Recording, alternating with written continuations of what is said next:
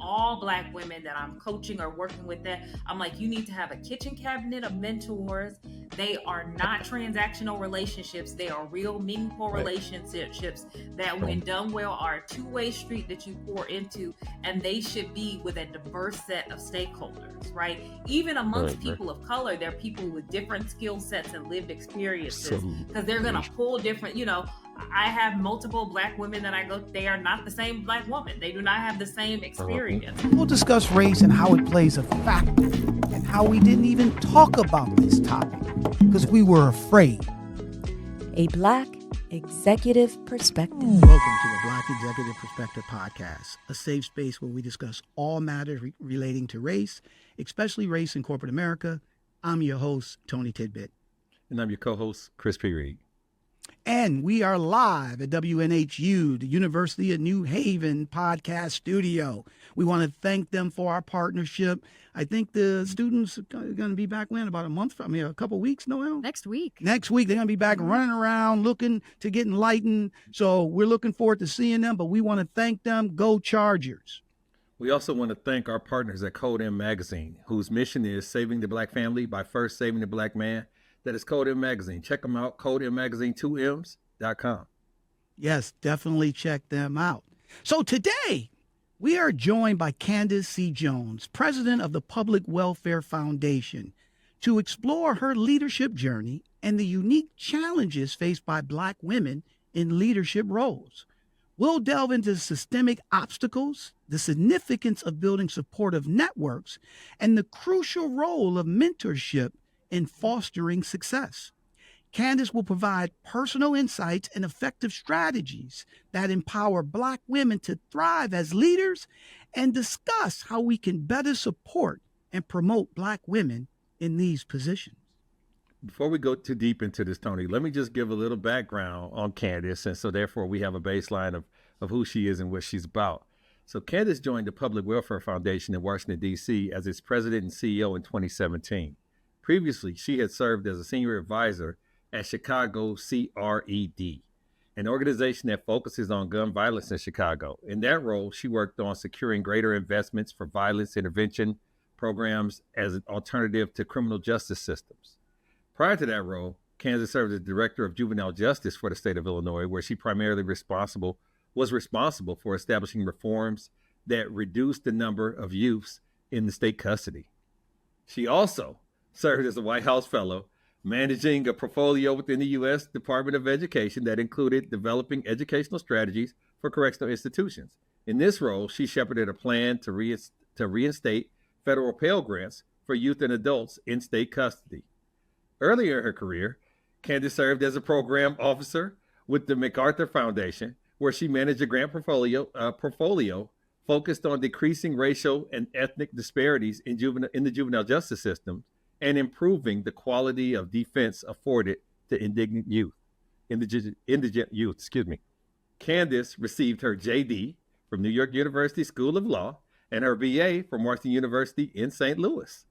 Candice, with all these other things going on, welcome to a Black Executive Perspective podcast. How you doing, Chris? Tony, it's good to see y'all.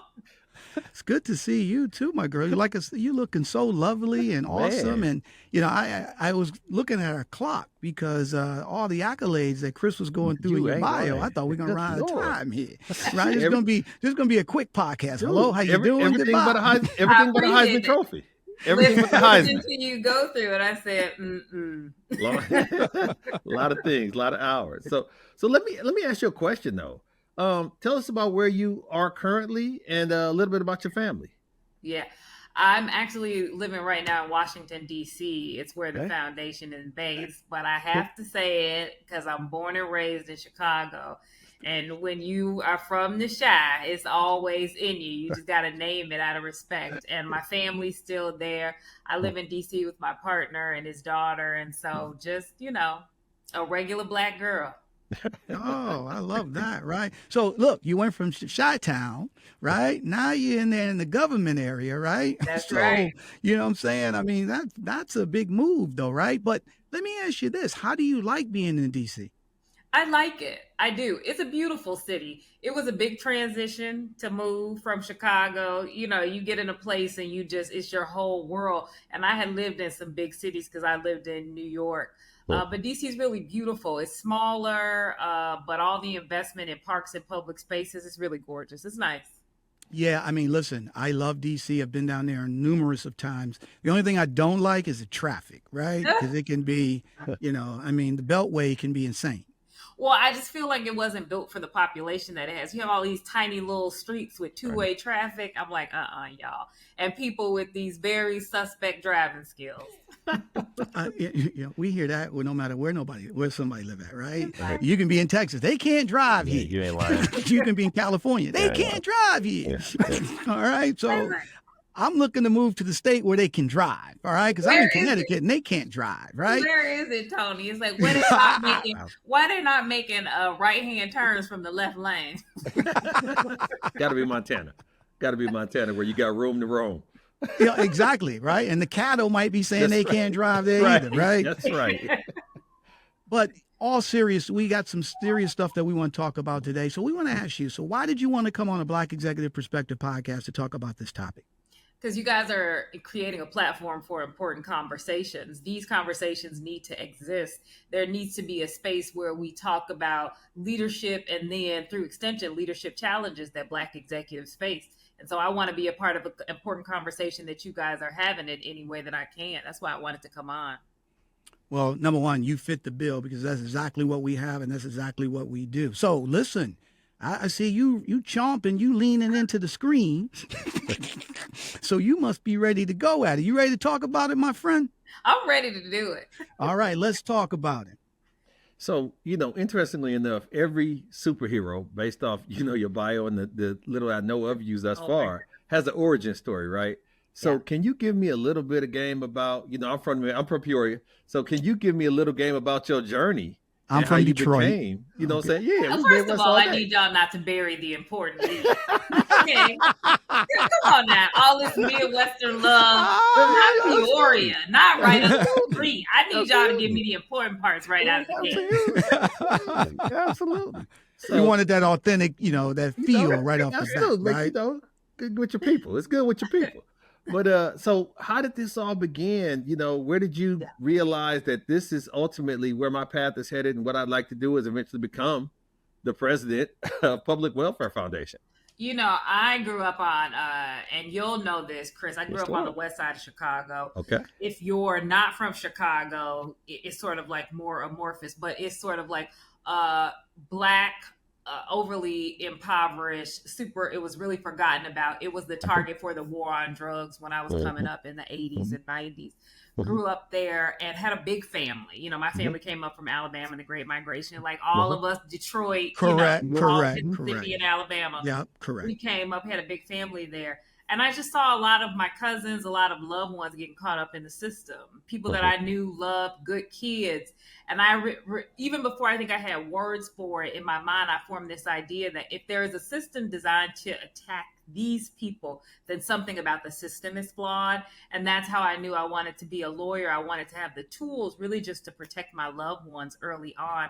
And I think in the original seeds of how I ended up doing what I do today, that was what was happening. And I just went on to law school and sort of ended up here. Wow, that is awesome. So look, and I'm just, I didn't grow up on the west side of Chicago, but I grew up on the west side of Detroit. Right. And I can emulate, I can see exactly what you saw, out of your living room window, right? So, and friends of ours getting caught up that were very talented. Right. That could have been anything, right? I mean, anything, right? But, the seeds of prosperity wasn't there. Right. To be a lawyer, somebody's got to put that in your head. Okay. Because, a lot of times if we don't see it, we can't become it. Right. Right. And so I want to ask you, what was a big influence, growing up in an area where you didn't see a lot of opportunity. You didn't see a lot of people that maybe was a lawyer or a doctor. So tell us about who inspired you, who put that seed, that spark in your eye for you to go out and become a lawyer and take it to the next level. I will be honest with you. It's interesting because I don't think people believe this. There is so much to be said for Black representation, right? So I came up in a time when we had a different world, whatever your sort of like politics or feelings about it in the Cosby Show, right? I wanted to be not the actress Felicia Rashad, but I wanted to be Claire Hanks Huxtable, that smart Black female lawyer. And it's like some of those seeds and influences early on, I think really shaped me. And then I had teachers and counselors who were very early on like, you could do anything, just keep reading, keep your nose in the books, and these are the types of things that you could do. But when there wasn't that immediate representation of all the possibilities, seeing those images of Black people doing well in movies and television shows and theaters, it created some seeds of all the possibilities that were out there. Wow. And what's interesting is that you went into the character versus being an actor or actress or stuff of that nature. Right. So those roles where they were doctors or lawyers and stuff to that nature, even though it was a show, you saw that as a possibility for you, and then that inspired you to say, this is what I want to do. That's exactly right. I saw that representation of a smart Black woman who carried herself well, who knew things, could answer questions, could take on things. And I said, it's not the playing at that I want to do. It's the actual being that. I didn't realize that, it was outside of our community that kids were having issues and things of that nature. I thought it was just about us and things like that. Like maybe that was her caseload. But then when I got older, and of course now here in Dallas, I am a child appointed advocate. And so I work with CPS. Oh, I love that. And you realize that it's the majority of the children that are affected, neglected, and are in the system are of minority status. Yeah. And so when did you realize that it was more disproportionately something that was affecting you and your community, but it also was something that resonated far and wide? Yeah. In so many ways, I feel like the first buzz, I'll never forget being in high school. Big Black public high school. It was like almost 3,000 kids. And we were coming back from a field trip one day. And came back from a field trip, and they put us in the teacher's lounge. You're in high school, you'll never go in the teacher's lounge. They don't put kids in the teacher's lounge, right? It's a sacred space for the teachers. They put us in the teacher's lounge, and they was like, you guys just have to stay in here. And then they locked us in there, and we were in that lounge for probably like 2 hours. And we were like, what's going on? Like, what's happening? And we realized that they were running drug dogs through the school and like searching people's lockers. And the next day, like hundreds of people were expelled. Wow. And I remember just in that moment, to your point of like having this moment of being like, now I didn't have a comparative analysis. I didn't have like some data report that says, oh, they not doing this at New Trier. But even at that point in my life, I was like, they're not doing this at a different school. Like, this is not okay. Everything about it just felt wrong. The way it was done, the lack of information to parents. And I'm like, they're just not doing this somewhere else. And I feel like that was like a real racial awakening for me. And it's something that still stays with me to this day. Right. You said 3,000 students at the high school. Okay. Yeah. And I, growing up in Detroit, I tell my daughters, right, because we live in a town, I think their high school population is 600. Oh, wow. Right? The whole school? The whole school, right? Wow. And in Detroit, they were like, I think 20, 25 high schools. All right. And it was 3,000 students. Yeah. Okay. And think about it. And in some classes, you had 40 something kids in one class. Yeah. How is everybody learning? Yeah. Okay. Yeah. They're not. All right. They're not. If you're, especially you sitting in the back, you surviving. All right. Because the other kids are smacking you on the back of the head and they're doing all these other things. And it's just being in that environment. Yeah. It's not inducive for kids to learn. Right. Yeah. And so, and hearing that story, it reminds me, we had something similar like that. But knowing that was a racial awakening for you, did it inspire you? Because look, you grew up in a area that the majority of people probably were Black, right? and then you didn't see anything until you probably went to college. So speak a little bit about that as you came out of Chicago, when you went to college, and then all of a sudden now you're dealing with a lot of diversity that you didn't deal with as growing up in the West Side of Chicago. Yeah. You know what's so interesting too? Chicago's one of the most, in Detroit, segregated. One of the most segregated cities in America. Yes. By design. Right. You know, the Midwest, we sort of like mastered redlining really early. So communities like Chicago. So you're right. I managed to grow up in a city. And frankly, the interesting thing about Chicago is racially it's super diverse. You know, we had a lot of Puerto Rican people, a ton of Polish people, more Polish people in Chicago. There are more Polish people in Chicago. It's the biggest population outside of Poland. So it's like tons of different cultures, Italian communities, but they didn't mix. Everybody stayed in their neighborhood. It's extremely segregated. And so I lived my whole life and I thought we owned the whole world, especially because I remember I did. Listen, I will tell you, I remember being young in Chicago. Harold Washington was mayor. Okay. Right. Jesse Jackson was doing Operation Push. And we had the Nation of Islam. Like I was like, oh, the whole world is black. We run everything. I don't know what people are upset about. But then you're right. Go off to college. I went to WashU in St. Louis. Just going to St. Louis was like a real awakening because St. Louis is technically, Missouri is the Midwest, but it becomes very Southern when you get, when you get downstate. Going to school in Missouri, and it was a very different school. I mean, I think it was like a 10%, less than 10% of the kids were black. Very few. It wasn't a very racially diverse school. And a lot of the kids there they were affluent. It was a lot of money and it was different. I went there because my older brother actually had a brother that was 3 years older than me. We're super close. He was really struggling. He was the oldest, had spent his whole life in Black America, went down to college and was sort of like really struggling in that environment because all of a sudden you're aware, this is to your point earlier, Chris, of all the things that you hadn't gotten and that these kids have had their whole life taken for granted. And the reason I went to the school is because my mom was like, you got to go down there and you got to get my baby out of there. He's struggling.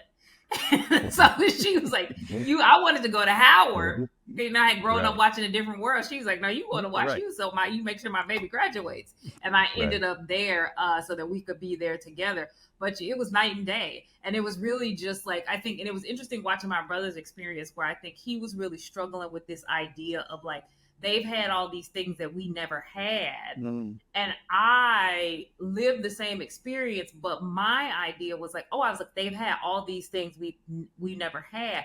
And we're ending up at the same starting line in a race, right? In my mind, he saw it as a deficit and I saw it as an asset because I was like, if we've ended up in this same principal position, and we've come through all the stuff we've already gone through, I know that just means we can run harder. And in my mind, I was just sort of like, I can dust these kids. Like, it's going to be nothing, And so, but he saw it's so much of, it can really be different from lived experience of individuals because we really both experience that transition in different ways.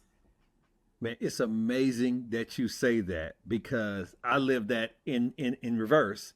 My daughter goes to North Park University in Chicago, right? On the north side. I love that. And so we, she grew up and we had more things than I had when I was growing up. But when I got there and this kid's in Ferraris and all this, that is tucked away and it's so quaint. It don't even seem like you in the city anymore, right?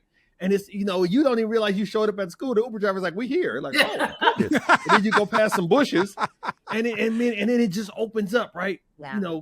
Grand buildings, everything. And the first question I asked her was, do you feel like you can compete here? Yeah. And she was like, oh, yeah. It's one dude that was homeschooled. He really smart. But other than that, I'm straight. And that's all I need to hear. She's about to be a senior this year, molecular biology major. But the moral of the story is I was concerned because I knew I did okay. Right. But I didn't do like these people, folks. Like, but when she said, yeah, I can compete here, it was kind of like what you said when you got to the loo. Like, man, I got there. I could do this, and I can swim and save a life, right? Like exactly. You just swim to save you. But that's beautiful. That's a beautiful situation. How you got there? How did you translate that into realizing I can compete here because I want her to do the same thing. I would love her to follow in your footsteps in the idea of I can not only survive here, but I can turn this into a thriving mechanism, and then I can actually lead here at some point. Right. I think so much of it is sort of like, and this is a part of the conversation about being a Black executive. We are going to come into a situation with a lot of things stacked against us, like a lot of odds. And so much of it is whether or not we're going to internalize that as sort of like our deficiencies, or actually, when you're calculating that math, say the thing that is the truth, which is that with everything that's been set up against us, in a work situation, is in an educational situation, if we're ending up principally at the same part, like starting spot as somebody else with a lot more privilege, society would like us to believe that means that they're going to dust us there at a deficit. But if you have had nothing but headwinds the entire way, it ended up in that same spot, who worked harder? Right. You worked harder. Who's got to be the stronger runner, the stronger pacer, the stronger performer? And if we can just get our leaders and our individuals to be able actually to acknowledge that reality, they know that it's really that they are already the stronger performer, and that it allows you to sort of like position yourself in those settings to be like, nah, if I got here with you, like, I got this. Like, really, if you're standing in a ring, I'm probably not even in your weight class. Right, right. It reminds me of the, you ever see the movie, what's the movie, Vietnam movie with my brother, Charlie Sheen was in it, Platoon. You ever see the movie Platoon? Yes. Okay. You And what took was us the there, brother's Tony. name? The brother, I forget his name, right? But net, Charlie Sheen said something, and then my man said, "Look, all you got to do is get out of here, right? And the rest of your life is gravy." All right, every day it's That's gravy, right? And let me throw something else at you though. Let me come from the opposite side of that, okay? Like when I came into corporate America, I didn't walk in like this is against me. right. I walked in like, number one, I believed I rated with everybody, and I had a mindset of growing. Okay. Yeah. So I didn't come in, thinking this, that. I came in like, I'm gonna come in here and I'm gonna rise up through the ranks and I'm gonna kick butt.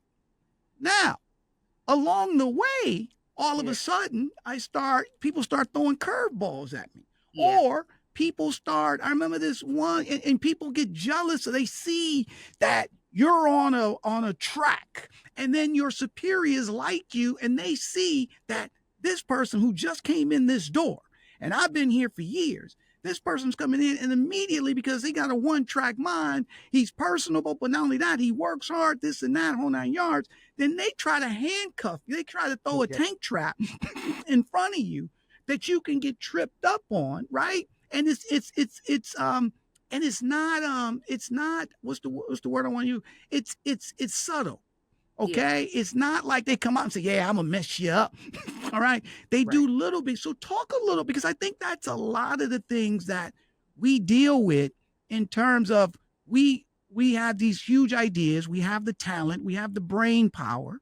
Okay, we come in figuring that, okay, yeah, I went through all this stuff, but I'm here now, and I'm going to rise up, and I'm going to be senior vice president, I'm going to be chief this, I'm going to do that. And then you start trying to navigate, and then you feel hamstrung. I love to hear your thoughts on that.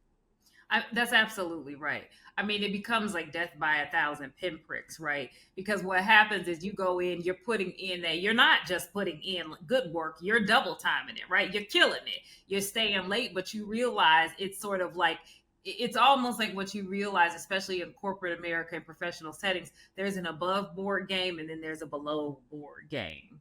And the below board game is really sort of like a lot of mental machinations, people. And I remember in one of my early professional settings, sort of being in this very conservative environment, doing good work, trying to be personable, professional, and just sort of having, it wasn't a diverse setting, and having what felt like almost a lot of little mind game things. People would say little stuff. It was basically like a setting full of microaggressions. Correct. And it can be difficult to navigate. I remember talking to my mother about it at the time, and sort of, because I had a mentor, one of my law school mentors at the time, who was a white male, and he was like, "That sounds like a lot of mind games." And he's like, "You're smart. You know how to play a mind game. So just outthink them and sort of be ahead of them in it.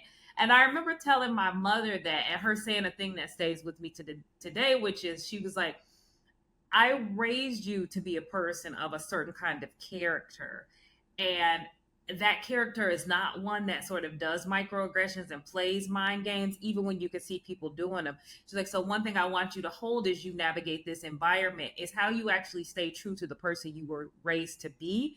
And sort of so this goes to the point of like, how do you stay authentically who you are? Correct. Do you play the game? And I think it's really important, in my experience, it's important to stay true to who you are. And I think one of the ways to do it, which in that setting, and this was really early in my career, so I think the more seniority you have, you can get in a position where you can sort of relax into yourself more. Nobody gets that at the beginning. No. Right? You just knew. Everybody's building credibility. Every man for himself. No matter what right. school you went to, grades you got, you still, you showing up day one, you knew. And I remember, at that sort of junior point in my career, just sort of being like naming a thing really clearly to a supervisor that was like, kind of in the most respectful way, like, I know what you're doing. I'm not going to do it with you. Just sort of know, like, and it wasn't like big flares. I've never been a super emotional person. Like, I'm very like matter of fact, but just sort of being like, in these instances, I'm totally cognizant of what you're doing, and I'm just not going to do it with you. And I'll never get the way she looked.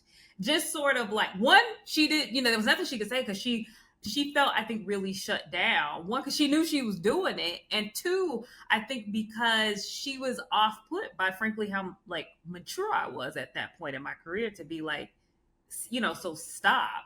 Now, I'd like to say that she stopped doing it, but part of it is that people who are capable of that are, in the distinct way that I wasn't raised that way, they just are, So she couldn't totally stop doing it, but I think she was a little more reserved, a little more guarded, because she knew I was going to call her on it. At that point, also, it's like I had a JD in law. I'm like, girl. I think both of us ought to be aware that I can document, stop being silly, so it's like, I think it sort of like dialed her back in a way that didn't make her a sort of an overall better colleague, but it kind of put her on edge about how she was acting. And she was really clear on the boundaries and the way that I was going to carry myself. I was going to carry myself in a way that was respectful and true to who I was. And I think it forced other people in that environment to respect me. And interestingly enough, to this day, I have a better relationship with the woman who was her supervisor than I do with the woman who was supervising me. I think in large part because she also respected me a great deal for how I handled that. And so I do think there are opportunities to navigate those settings, but it's not fair. It's ridiculous. It's so much, it's just sort of like a manifestation of like racialized terror and human nature, because it's like, you can't let somebody else just sort of live. Right. And we see that come out a lot in work environments. Right. For you, let me ask you this, because it appears as if you always had a lot of audacity.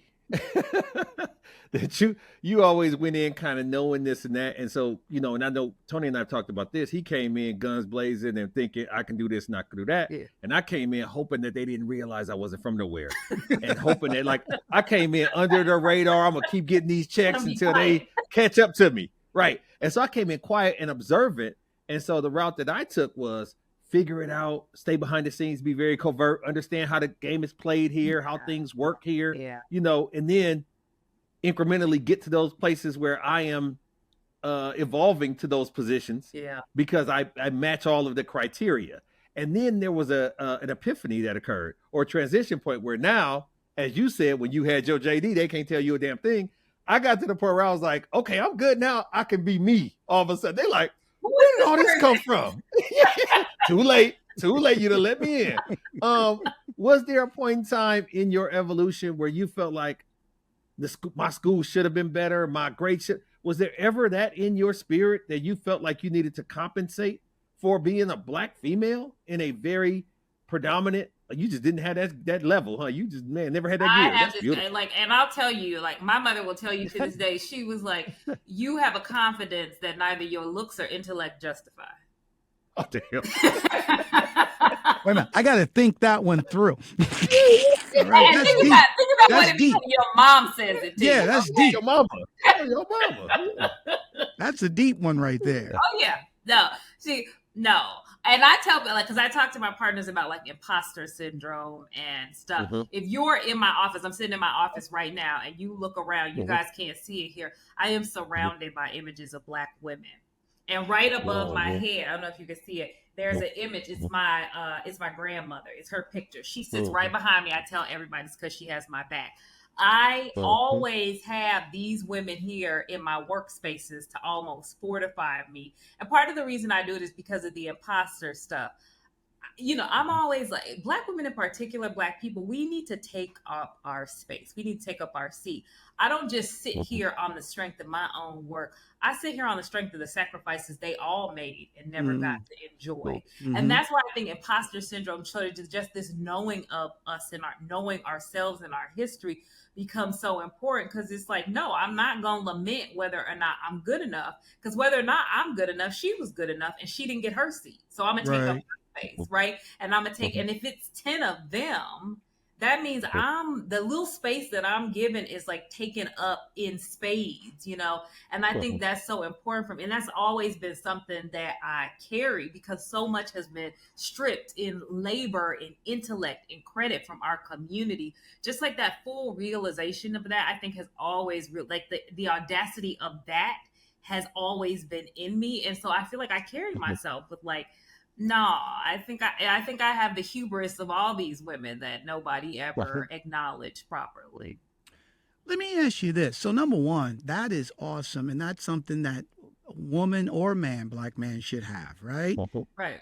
One of the challenges, and I love to hear your point of view on this, and let's just use your Chicago, West Side Chicago example, where you're with a ton of people that look like you. Yeah. And then you go somewhere where you're one of 100. Okay. Yeah. And you may be the only, I've been at companies, you know, places I was the only Black person. Yeah. Okay. My first law firm. Okay. So from that standpoint, you want to come in and be like, yeah, you know, I'm standing on shoulders of other people. Right. But at the end of the day, you're by yourself. Okay. You don't have, you know, there's not people that you can see. Right. And you walked in the door with that confidence. You believe in yourself. However, those 1,000 little cuts, you know, they start eroding your confidence. So what advice, what would you tell, especially, and we're talking about regardless Black executives, but let's go strictly to Black women. How do they stay confident? Absolutely. Yeah. Okay. Absolutely. When little by little people picking on them, and they're knocking away like gnats. Yeah. Okay, but I'm sorry, at some point that does affect you. Okay, and maybe you have the pictures around that you can look at when it's affecting you, and you can say, you know what, maybe this is my, I wouldn't say this is where my area where I get my strength, but I would love to hear how they can be able to still keep that confidence in spite of all the turbulence that they may deal with when there's not a lot of people that look like them. Yeah, my first professional job, I went to a law firm. In my class, and it was 3 of us in my hiring class coming out of law school, me and another young woman were the first Black people that our firm had ever hired into a law school class. So then when we got there, it was us, maybe one other lady. They had some folks that were like, you know, executive assistants and stuff, but they didn't have lawyers. And we sort of knew going in that's going to be difficult, right? Because so much of success in any job is mentorship, right? Correct. How you get on the good case, how you get the client development, that's all about somebody who already has the access and power saying, I see myself in you, and so I'm going to bring you along and sort of pull you along. It's very hard for somebody to see themselves in you if they don't look like you. Right. This goes to sort of like, what's your golf course? I remember them having events for us that summer being like, oh yeah, we're going to go to a Cubs game. I hate baseball. And if I'm a root for a team, it wasn't going to be the Cubs. You know, so it's sort of like, but those are events where you're sort of like, you're at the field in the game and you're developing the relationship with the partner who's going to be the mentor that you follow throughout your career for the next 10 years. It could be really difficult. One of the reasons why I like to put the stuff in my office in those settings is because I feel like we have to fortify.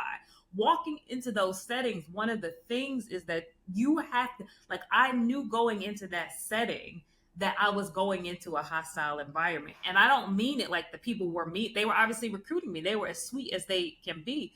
But when you're signing up to be the first, right? Right. You're a test case. There is no cultural competence there. Mm-hmm. Even if they're trying, they're gonna struggle, and each one of their struggle is gonna be played out on you. People are gonna say things to you. I remember having a partner, a woman kept saying, "This is my associate. This is my associate," and a white male said to her, "Stop calling her your associate. Right. She's not owned by you. When Right. you're referring to her to people in this organization, you can say it's my colleague." Right. And that was sort of like a lesson. And so part of what I was trying to do at each one of those settings, and this is what I say to other women, I had no illusions about whether or not that was going to be a setting where I found my lifelong mentors. I did not, right? But I definitely had a kitchen cabinet of mentors that I had taken from law school, women of color, that I was calling on while I was in that setting to say, okay, this is something that I'm addressing day to day at work. How do you think I'm navigating that, right? Like, I was fortifying myself through images in that space, but also fortifying myself outside that space with people who I knew were supportive of me, because they had lived through all of the things I was living through in that moment and could help say, okay, here are some things that you could think about doing. This is the way that you could position yourself. And they said things to me that I thought were not that obvious, which is find mentors like you don't have. There is no sort of like senior equity black partner, period. So that means that you're gonna have to find mentorship in an unlikely space. And this is why it's important to say you can find mentors. And so then I'm being mentored by a white male, right? I don't know who's more surprised in those moments, him or me, but actually you learn a great deal in that mentorship exchange too. One, because you learn the audacity of what he'd asked for that a black person would never be capable of. That's right. Right? What he will demand, and what they'll demand much earlier in their career than you will. And so you're right. It's like you still are dealing with those microaggressions when you walk into one of those settings, but there are still ways through mentorship, through fortifying yourself, and through finding mentorship, even in people that don't immediately present just like you, that you actually can sustain yourself for as long as you dialed in to be in one of those settings. Awesome. So let me ask you this, because I've had the same experience. And one of the things that I learned early on was the diversification, having diversity within your mentorship, like you stated. Yeah. And one of the reasons, unfortunately, that I ended up doing that was because I ran into the classic situation of, we already got one of us here. I'm not trying to get his spot up to this young man come up and coming. And it was it was almost like being an athlete, right? Yeah. I understood that from being in athletics. I'm a starter. They got the young guy coming in. Yeah. I'm not going to teach him my position so he can work me out of a job. Yeah. And so that's how I translated it when I was younger. But in the idea of being able to get over yourself and reach out and diversify your mentorship, your networking, how valuable do you know now that was, as opposed to feeling like I need to find somebody that looks like me, talks like me, understands West Side lingo, know where K-Town is, all this other stuff. How soon did you have to get over that and get out of that in order to really excel and go next level? Because that's very important for young Black women. I realized that pretty early, because even some of my mentors coming out of law school were diverse. Like I got my sort of first long-term mentor that was like a white male in school. One of the things I always say when you're looking for a mentor, you're looking for someone who's like their professionalism, their intellect, their career trajectory that you want to emulate, right? And you want to build genuine relationships with. And the truth is that, to your point, some of them do need to look like you. They do need to Mhm. reflect you and your lived experience. They need to know where K-Town is at. Like you need to have that Right, sort right, of comfort level, but not right, exclusively. You also want to see somebody right, and you're like, there's something about your career, the way you show up, your trajectory that I want to understand. And I want to understand it because it's different from my own. That helps me sort of start to navigate how you ended up where you did. What again, like what I can ask for, what you were able to do, see, and experience. And I think learning that early was it's been critical. It's been, and I tell mhm, all Black women that I'm coaching or working with that I'm like, you need to have a kitchen cabinet of mentors.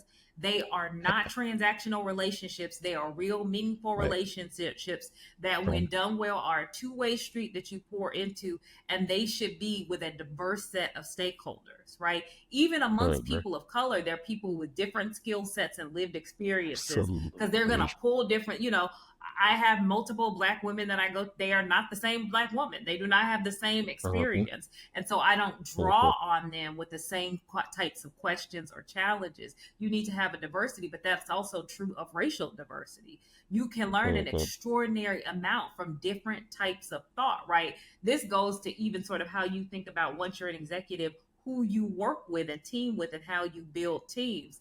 A lot of times the things we take for granted is that you learn more or can do more with the person that has a different skill set than you, when you can Yep, combine those yep. talents, than just always trying to be in sort of like grouping together. And so you have to be willing to do that. And the earlier you learn that, the further you go, because each one of those different mentors will give you a different angle at how to look at a problem, which will complement the way you address situations as they arise. Because they come in, this is Tony's point. Absolutely. Whether you have the Absolutely. most fortification, the most confidence, those situations are coming, and what will distinguish an individual is how they address them.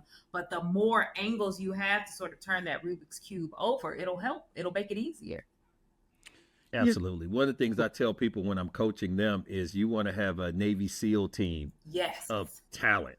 And so you got to have a sniper, you got to have a demolitions guy, you got to have a frogman, you got to have, like, That's exactly everybody can't be the same dude or no. we never going to breach this spot. Right. All you can We do is got to climb have a people that wall. see it It's from like different angles. exactly. Absolutely. We got a wall guy. You know what I'm Exactly. saying? We got a wall guy. But you got to make sure you got all of those in order to make it to where you're trying to do from a mission perspective. So that was good. So one of the things that people struggle with, right? Because everything that you just got finished saying, Candice, makes total sense. Even what Chris just talked about with the, frogman and the whole 9 yards, right? I've been in sales, almost 30 years now. And so networking has always been part of what I do. Yeah. Okay. So I have a network. I've been, something that you do, just not from a clientele standpoint, but also within the organization, Yeah. and build your brand throughout different departments and stuff to that nature. However, a lot of people struggle who Yeah. are not in an outgoing position, who may be an engineer, who may Right. be whatever the case may be, in terms of building their network within the organization or finding mentors that make sense for them. So what would you advise? How, if Yeah. I'm young and I'm not an outgoing person, I'm shy, I'm Yeah. sharp, I'm smart, Yeah. I still, and I may grow up and be more gregarious, whatever. But my point is, what would you tell me to find within my organization or outside the organization to start finding mentors, to start networking, to build my brand, and more importantly, build those connections? I love that you asked that question, Tony, because I'm like, everybody's not an extrovert, right? Exactly. And there are a lot of us. I'm an extroverted introvert, right? I have amassed the skills I need to be able to succeed in my life, but when I can crawl into my safe space, I am as happy as a clam, right? And so there are people in the world that are like, how do those folks thrive when it's not your natural inclination? And what I always say is, I think networking or saying I'm looking for a mentor or this is a lot of pressure if that's not something that you really enjoy. But the way I like to think of it is just having a natural curiosity about a thing. I always try to say to folks when I'm talking to them, it's like, have reverence for the thing that you're working on. So you're the quiet engineer in a bigger, larger institution. some of having reverence for it is saying, okay, my division is engineering, but I actually want to understand the sales, because by understanding what they're doing over in sales, it's going to help me answer some questions about engineering, about, how we do product development and design, just because I can see the whole pipeline of where this thing is going, right? And that's not me saying, look, I want a glad hand with the team over in sales. I'm trying to climb. It's just like I'm having some reverence, some curiosity about the whole of this thing. So instead of saying I'm going out to find a mentor, I just want to sit down with some people and sort of understand what happens in this division, what I can understand about it to complement my work, and think about developing relationships in a genuine way that centers less and I think for some of those people, like this idea of I'm networking or I'm building a relationship, but it's actually center it on your work, which I think, for people like that is a safer space. And then they can use it in that way. An example I give, when I was at the Department of Education, I was coming to the Department of Education is a big Byzantine place, right? You're trying to think about how can we sort of pull some levers to enact change for this really specific group of people. I wasn't like, ooh, I'm going to network and get through this place. But the truth is, I was like, I need to understand what all these different divisions do and how we can pull levers to have an impact. So I got to go and meet some people, not about me, but meet some people in these different sort of divisions of this place. And by doing that, actually really focused on the work, you do two things. You end up making a lot of relationships. But also the thing that you do when you're having reverence for the thing that you're trying to do, you realize that there are tons of stuff that other people can teach you. And but for having those interactions with some of those people, they, again, when we're talking about that Rubik's Cube, they can show you an angle of the way you're thinking about a problem that you may have missed. And their way might be the silver bullet. And actually, I found that when I was working on a strategy there, that but for just being out sort of networking or meeting with people, asking some questions, somebody was like, actually, we probably can't do some of that stuff that you're talking about, but there's this one thing that you didn't raise that we really could do. And it ended up being a really critical thing. So that's a way for a more introverted or a different type of personality to approach it, where they do end up, but the relationships feel more meaningful and the exercise feels like it's substantive.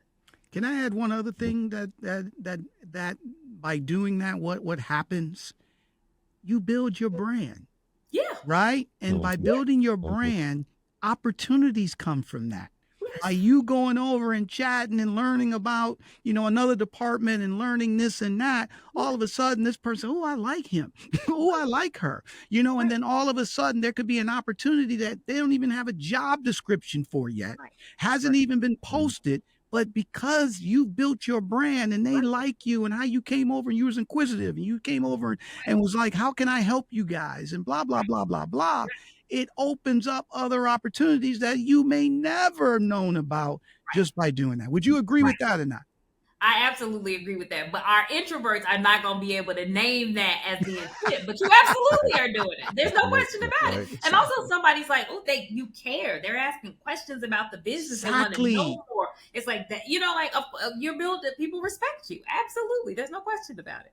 So in that, have you ever found resistance to your inquisitive nature? Have you ever felt like, you know what?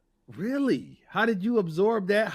Give me some tips or tricks for young women or young people of color or anybody of how to navigate those waters, because when we got highlight tapes, then it seems like, oh, I could be you too one day until I get the door slammed on me. Like, she never put this in the book.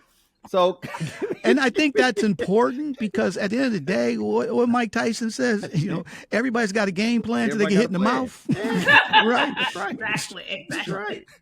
Exactly. No, I think that's the truth is everybody's not going to be gracious. Or some people, even if you're just like, look, I'm trying to have reverence, I'm going to say questions. Some people will be curt. I don't have time to talk to you. Or you want to have questions, go on the website and read this document. There are people who will sort of, come on now, people will do it. No, they do that. Yeah, flat out. You go on the website or we issued a report, read the report. They'll sort of brush or you look off. At you sideways, right? Really rude, what are you up to? Just sort of, but I really would say to a young professional, you can't let that discourage you. If some person is shutting you down, that's not your person, right?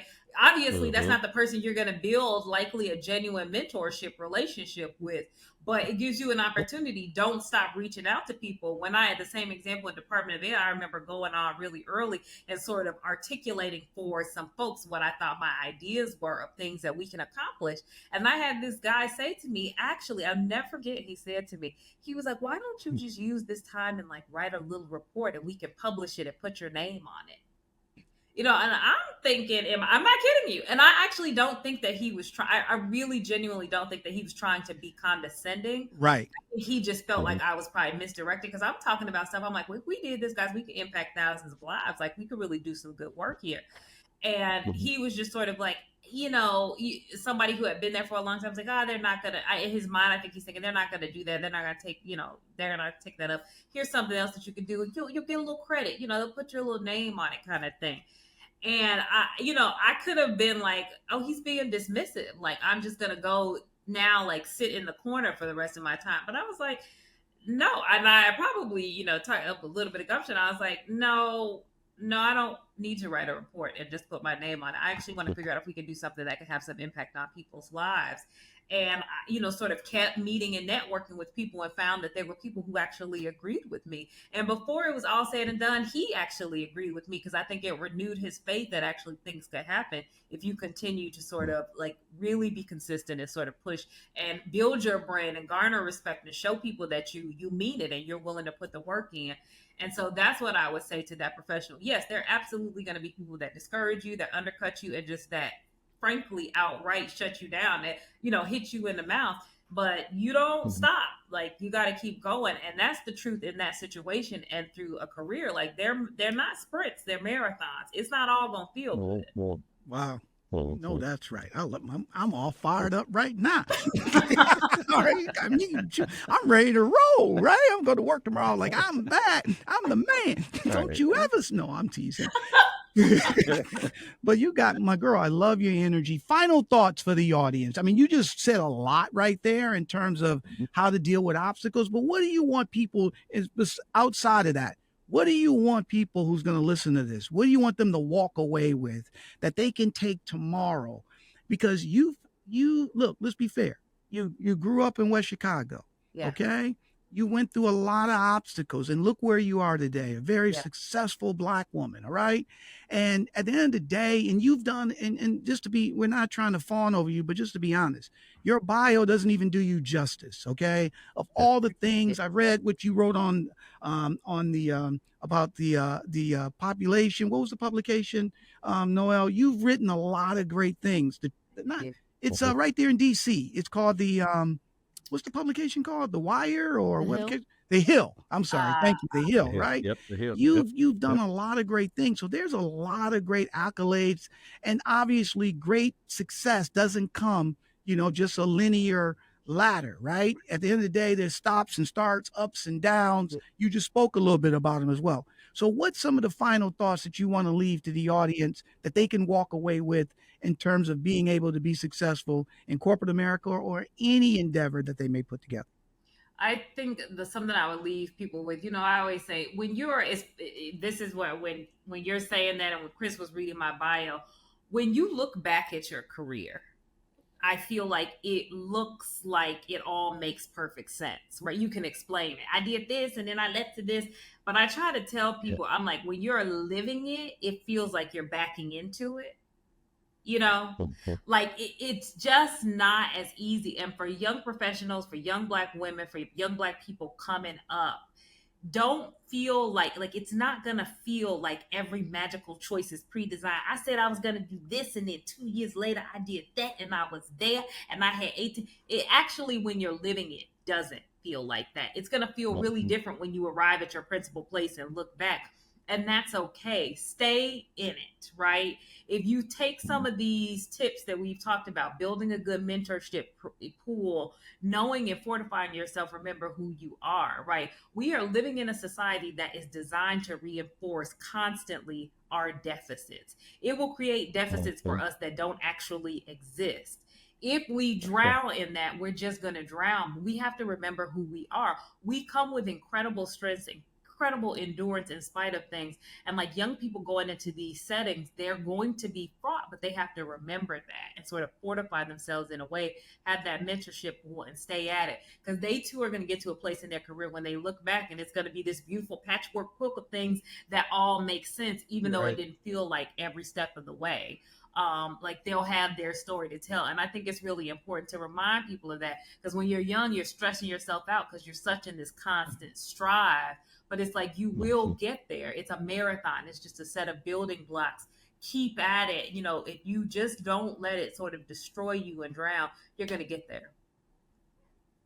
You've let your actual support system and your spiritual support system navigate through the mirage of negativity that exists, that you realize that's not real. That's not real. They just saying stuff. Don't believe that. And I'm glad you've been able to reinforce yourself with that type of fortitude. What can we do at a Black Executive Perspective podcast to help you in your journey as you continue to ascend? Because you young as hell, like this ain't over. That seemed like, I know for a lot of people, that seemed watching like the Cosby Show. I'm like, I was out there slaving. I couldn't watch the Cosby Show. I was working. Yeah, you still got a lot of meat on the bone. Listen, and Thursday night, I was on the I was watching TV. So what can we do? I just, one, I love this platform. I love that you guys are engaged in these conversations. I want people to just know about our work. Follow us at publicwelfare.org.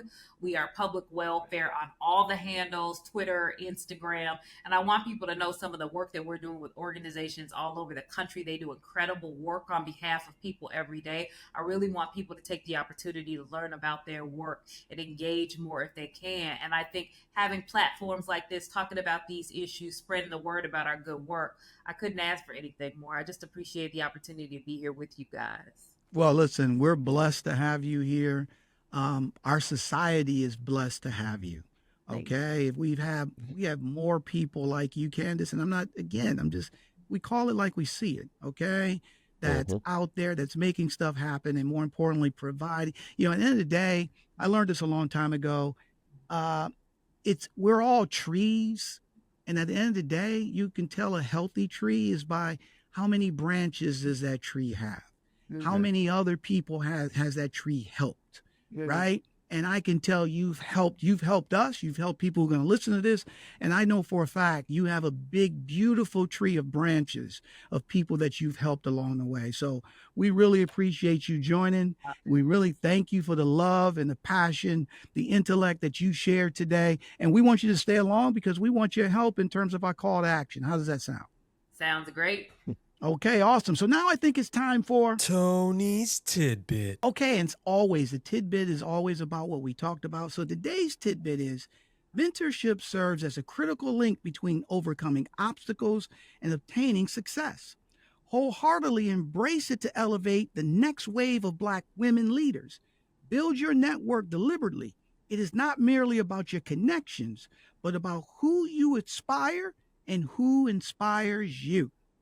And you heard that today from Candice C. Jones, and we loved her because she inspired us. Yeah, absolutely. I love it. And just remember to tune in for another inspirational Black lady that we have in our segment, Need to Know with Nsinga. Every week, Need to Know with Nsinga, she discusses topics and subject matter that shape our community and world. Dr. Nsinga Burton, you should tune in to her and make sure you gain the unique insights and perspectives in understanding issues that matter to us and matter to the world. This is something you don't want to miss. Trust me. No, you don't. She just finished her last recording, so it's going to be awesome. So definitely check it out on Thursday. I hope you enjoyed today's episode, Vision and Vigor, Prospects for Black Women in Leadership. And we want to remind you to always embrace the call to action that we have, which is LESS, L-E-S-S. The first L, or the L there, is for learn. Educate yourself on racial and cultural nuances so you can pass that information down and mentor the next generation. Absolutely, Chris, because our goal is to decrease all type of discrimination. So after you learn, you have E. E stands for empathy. Now you should be more empathetic against your fellow human being. And the S, that first S there is for share. After you've learned and you're more empathetic, share what you know. Share your personal story and educate somebody else. It's going to help them grow. Absolutely, absolutely. And the final S is for stop. You want to stop discrimination as it walks in your path. So if you hear grandma at the Thanksgiving table saying something inappropriate, you say, "Grandma, we don't say that," right? You stop it right there. And by everyone incorporating less, we're going to build a more fair, more understanding world. And we're going to see the change that we want to see, because less will become more. So we definitely want you to tune in for our next episodes. It's going to be powerful.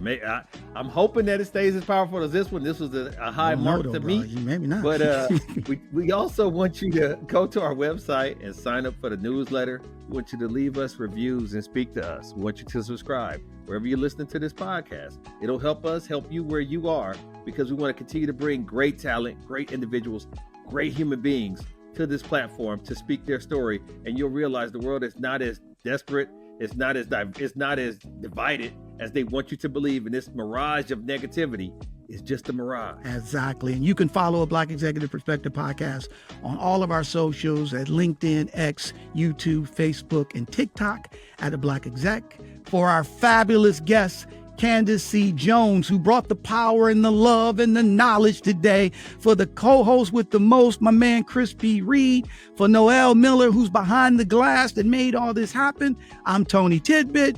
We talked about it. We love you, and we're out.